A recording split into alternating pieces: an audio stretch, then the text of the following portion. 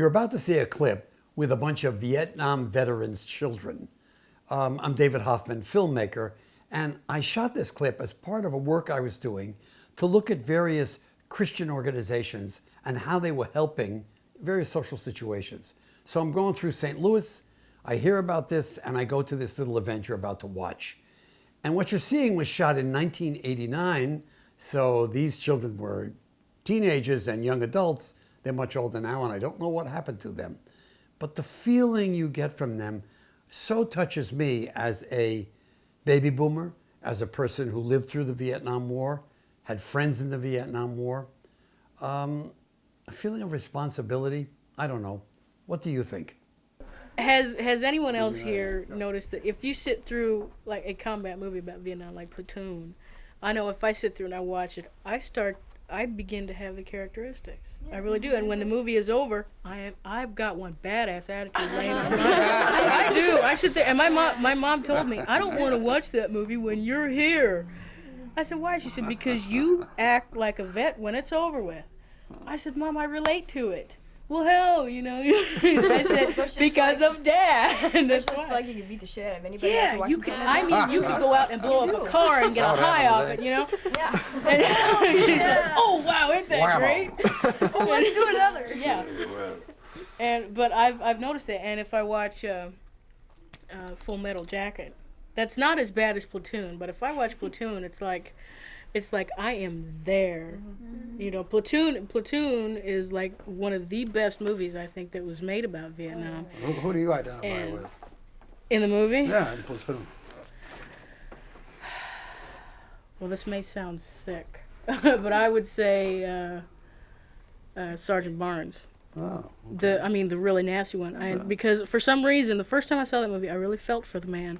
Because here he is with all these scars, and he is a hard-assed veteran, and he's done 3 tours, and he's just, you know, and you can look into the man's eyes and know that he's got so much down inside here that he's not going to let out, and he'll never let out. The first time I saw the movie, I walked out of the theater, and I felt, probably like everybody else, like you had been in the bush for 2 weeks, and it was that intense. I've been wondering about something. You know, you guys are all kids of Vietnam veterans, and a lot of kids aren't. Have you noticed at all that you're treated differently, or you feel differently because you are the kids of Vietnam veterans? A lot of kids, they'll be naive. I mean, I remember at 13 years old, I felt like I was 17. And a lot of kids are naive, like, I'm going to grow up and I'm going to have this beautiful house, this beautiful mansion. It's like, no, you're not. and you know, I just felt that even though I got the grades I got, which weren't that great, I felt that I was ahead of them as far as maturity was. Mm-hmm. Like Lisa said, I feel like I'm compared to the rest of my peer group, if you want to say that.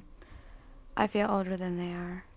Maturity-wise, because I've dealt with a lot of stuff, you know, that they've never even, you know, thought about having to deal with.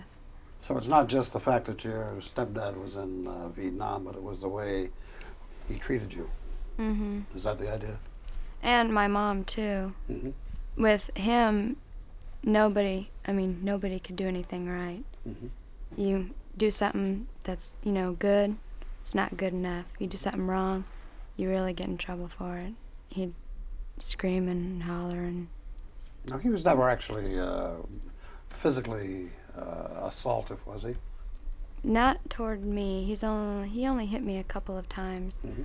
But every night, till about 2 in the morning, he would chase my mother around the house and throw things at her and beat her up. How'd you feel about that?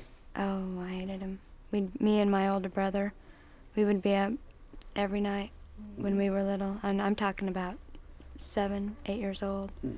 We'd just sit upstairs in our room, and we have this little vent in the hallway that goes downstairs, and we'd take it out, and we'd sit there and watch him chase her around the house, just making sure that, you know, he didn't kill her or anything. Get up in the middle of the night, and they would be tense, and they would have to keep their eye on everything. and what they put us through. You know, I remember getting up at midnight and listening, screaming and running through. I'm gonna, you know, not really running, you know, but walking really fast. Get away from me, you know, leave me alone. I want to go to bed. And laying there and just being ready. If you heard something, Yeah, just if you to heard jump out something of the crash, bed just to get up and go. and help her out. Yeah. Yeah, and it's that protective, you know, I'll watch your back if you watch Yeah. mine. And Puts a lot of stress on you when you're only. Sure. So I mean, you got to worry about yourself, and you got to worry about your brothers and sisters, and let alone your mom. You know, your mom's supposed to take care of you. Sure, sure. Then again, you're trying to take care of her, and it doesn't work. How about the rest of you? Do you let it be known that you are the daughter or the son of a Vietnam veteran? I do. You do. Yeah, I'm proud. Oh. I mean, I'm not at all ashamed to say that I am. Okay. I think it's, you know, I think it's wonderful to say that, yeah, my dad's a Vietnam vet. Okay. So you volunteer that information? Sure. How about you, Mary Jo? No? You kind of keep that a little quiet, huh? Yeah. Okay. Most of the time, my stepdad was drunk when I saw him. So, really, he was either passed out or was out with his friends. yeah, my dad, as far as triggering like flashbacks and old feelings like that, storms never bothered him. He liked storms, but if a car went down the street and backfired, you better be 10 feet away from him. And let's see, backfires, dogs barking, he hates that. And dogs howling, he hates that. Choppers going over. And I have noticed that his startle reactions have made me have startle reactions. I remember one time, me and one of my friends were walking home through this alley, and it was around the 4th of July, and we heard these firecrackers go off. And I was like 10 years old. I said, Carla, get down. And I pushed her down on the ground, and I was just getting ready to go down. She said, it's firecrackers. I'm going, what am I doing? You know, and that was all from seeing Dad just jump, have startle reaction. I couldn't, and I wish I didn't have them, because I hear cars backfire every day. But. Did that same thing happen to your dad, John? We have 3 dogs at home, and when they bark outside, he cannot stand it. He'll sit on the couch and we'll be watching TV, and I'll be talking on the phone as usual, and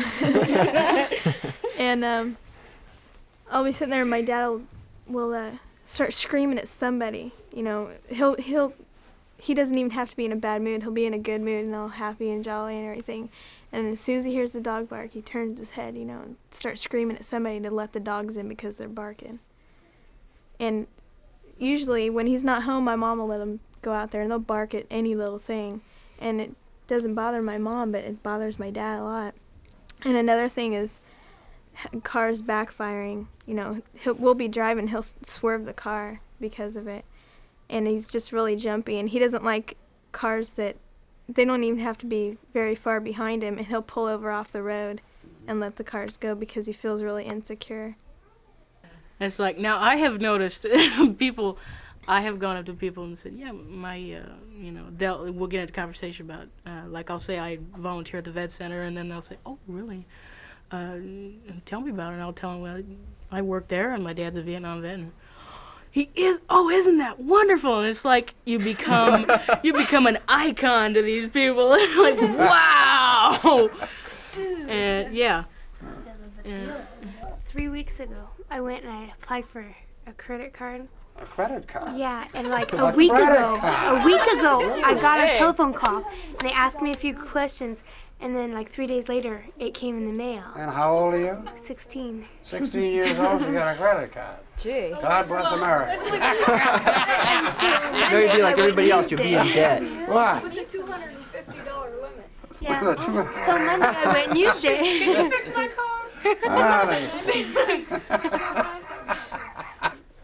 Anybody else here got a credit card? No. I have a Broadline card. You had a what? Broad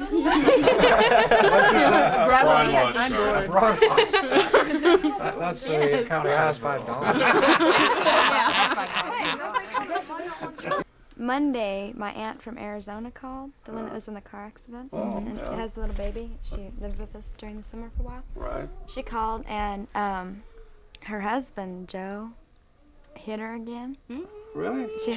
She warned him that if he told her that he was going to go to counseling, and that he was going to get help for all of his problems, and basically just lying to get her back down there. Huh. And so she called us Monday and told us that he hit her again, and she moved in yesterday. She flew in, and she's living with us again. Good. Okay. So she's like looking for a job, and she's gonna stay. She'll probably be at our house for 6 months, maybe. Let's hope she means it this time, huh?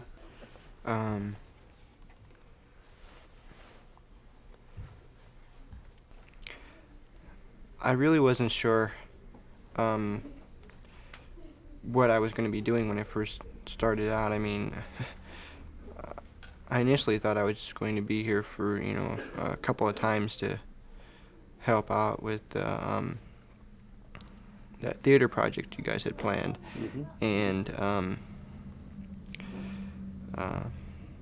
so in my life, I haven't, had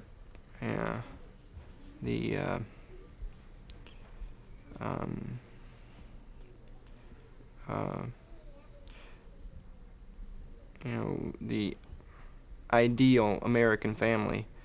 So, and I can understand. I mean, I have problems of my own. This whole Vietnam thing, they don't know how to react to it. It's something that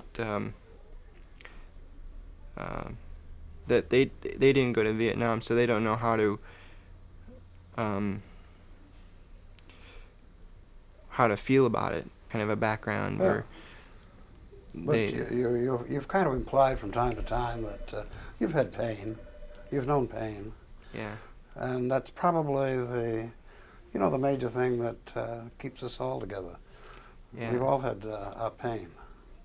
It's a common denominator, and we speak with nonverbal language quite strongly. Would you all agree with that, maybe? Yeah. We may have different things that inflict the pain, but the pain is pretty universal. Yeah. Okay.